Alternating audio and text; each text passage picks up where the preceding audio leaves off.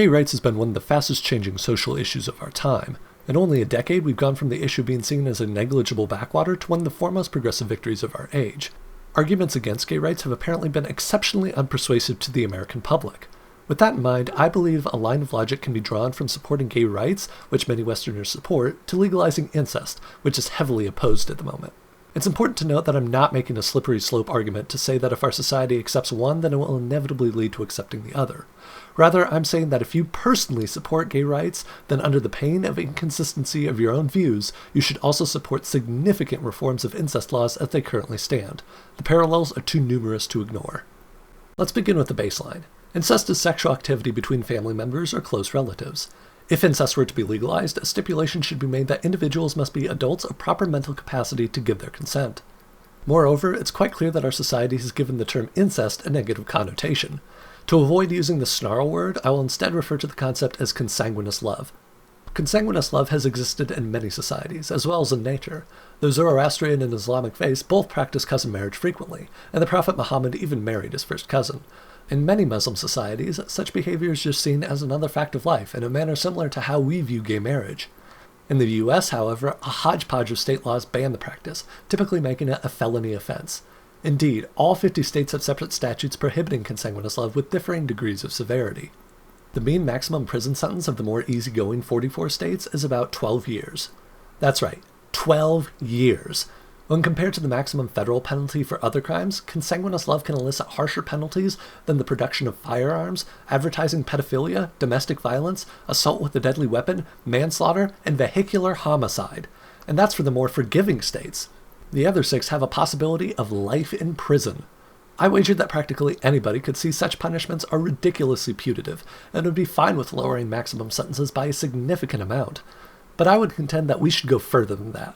I say we shouldn't just eliminate all prison sentences, but that we should completely legalize the activity. The basic premise for reforming laws on consanguineous love can be drawn from a cross between human rights and the right to privacy. In Lawrence v. Texas, the majority opinion authored by Anthony Kennedy to strike down a Texas anti-sodomy law reads as follows. The case does involve 2 adults who, with full and mutual consent of each other, engage in sexual practices common to a homosexual lifestyle. The petitioners are entitled to the respect for their private lives. The state cannot demean their existence or control their destiny by making their private sexual conduct a crime. It's the promise of the Constitution that there is a realm of personal liberty which the government may not enter. Simply replace homosexual with consanguineous, and you've got a solid foundation. Get the government out of the bedroom and let consenting adults do what they want as long as it doesn't directly harm others. Now I'll address some common arguments against consanguineous love. Gay rights proves useful for disarming the first wave of objections.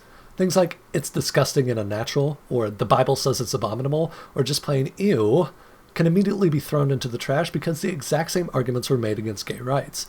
The basic response is that somebody being grossed out by something doesn't mean they can deny another individual a fundamental right. Another argument that gets thrown out is family values, as in legalizing consanguineous love would erode the institution of marriage. Again, this was used against gay rights, the response being that marriage would actually be strengthened if people who genuinely loved each other could create a legal union, rather than having them be with someone who they are less interested in or have them not marry altogether.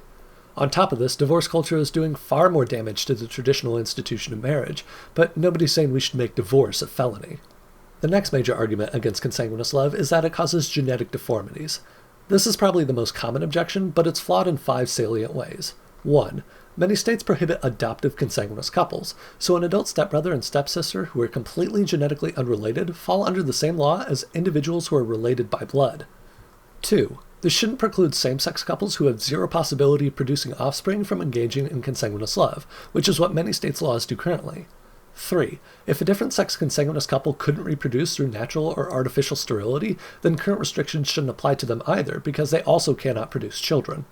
4. If science can show that different-sex consanguineous couples would have the same chance at having healthy children as any other couple, current restrictions shouldn't apply.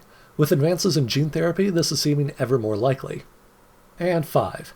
If eliminating genetic deformities in the population is the goal, then that logic should apply to all couples, not just consanguineous ones. Progress in genetics will soon make it possible and affordable to check the genetic odds for couples. Hence, if any couple would have as high a possibility at producing defective children, then current laws targeting consanguineous couples should target them as well. Furthermore, the laws would also then apply to those who have serious heritable diseases, like Huntington's or Fabry disease, as those individuals often have what would be considered a horrifying 50% chance to pass their condition off to their children. Moreover, the laws should also apply to older women across the board.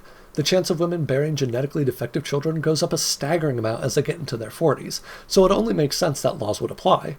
And remember, current laws against consanguineous couples apply not to procreation, but to sexual intercourse of any kind, and most U.S. laws make it a full-blown felony, with maximum sentencing being as harsh as life in prison.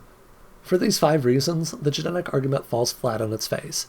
A first-generation brother-sister couple with little family history of recessive genetic ailments can have a smaller chance of producing defective children than any average woman in their 40s. The final main argument made is that consanguineous relationships are bad at the individual level. A power differential could exist between parent and child that can make a child feel pressured into doing something they don't actually want to, and these relationships can muddy the family dynamic and cause confusion. There are a few responses to this. First, power differentials occur in practically every relationship, between people of different ages, different backgrounds, different careers, different incomes. Heck, some of the most uneven relationships occur when the woman decides to be a stay-at-home mom and rely on her husband's income, thereby making her completely financially dependent on another person. These relationships aren't felonies, nor should they be. As long as consenting adults are involved, they should be allowed to choose whatever relationship they want. Next, on the issue of being pressured and not actually giving consent, the status quo already takes this into account with the concept of undue influence. Basically, consent is only given if an individual is of sound mind, without being threatened or indoctrinated into agreeing. On the issue of muddying family dynamics, the dynamics are already muddied when the attraction starts. Allowing people to engage with those feelings instead of repressing them can lead to an understanding of whether their emotional state is true or just a phase. If their feelings are true, then they can strengthen their family bonds by adding another layer of intimacy. And finally, all of these arguments and the general perception of consanguineous relationships being toxic is rooted in the fact that they're shrouded in mystery and taboo. Gay relationships were the same way once, with homosexuality frequently being equated with pedophilia. The same sorts of power differential and non-consent arguments were brought up, and age of consent laws for gays were even raised several years higher than for heterosexual couples. However, these arguments fell apart when gay relationships turned out to be nothing special. So why does all this matter, you might be asking yourself? There are millions of Americans who go hungry every day, our healthcare system is a wreck, foreign powers who want to destroy our country are gaining strength, and there are a whole host of other problems that are far more pressing. Why should we be worried about a tiny subset of the population? Well, that's the thing. Gay rights has shown us that it doesn't matter if there are bigger problems, or if it only affects a small group. The principle is that anachronistic laws are denying people a fundamental right. While consanguineous love probably won't be legalized for a long time, that shouldn't make it any less appalling that the issue is completely ignored, despite being in a far worse state than many other freedoms, even though it should be upheld by the same logic that's used to advance other rights.